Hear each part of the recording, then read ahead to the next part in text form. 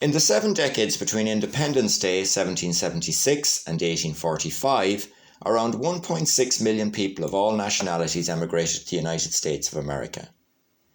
In just 10 years following 1845, 1.8 million people emigrated to the USA from the United Kingdom of Great Britain and Ireland alone. The overwhelming majority of those came from Ireland, then in the grip of a calamitous famine. The famine had also affected Scotland. But this figure is likely an underestimate. The British government reported that 2.74 million people left the United Kingdom in those 10 years. Of those, 2.3 million went to America, including British North America or Canada. But as the fare to Canada was cheaper, a great number crossed the Atlantic to Canada and then walked across the border to the United States.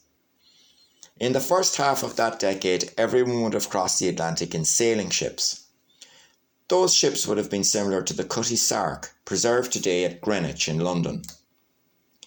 The British authorities did nothing about conditions for American-bound immigrants. There was no encouragement, assistance, or regulation of any kind.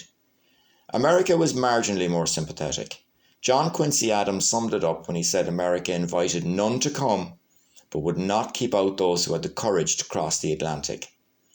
Courage was needed, or lacking that, desperation.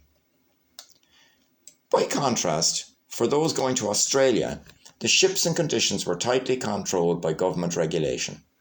Only the best could go to settle in British colonies, and everything was done to ensure a safe and comfortable passage.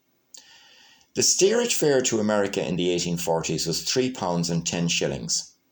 20 years earlier, it was more than twice that. The price fall was driven by competition among cargo shipping companies, eager to replace the ballast in their ships with paying customers. £3.10 was worth about a month's wages for a labourer in the US at that time. And New York was the destination. No other American port came close. Of the 408,000 immigrants landing in the United States in 1851, 204,000 landed at New York, just 25,000 at Boston, and 18,000 at Philadelphia. 52,000 came ashore at New Orleans. But crossing the Atlantic in the hold of a small sailing ship was not a pleasant experience.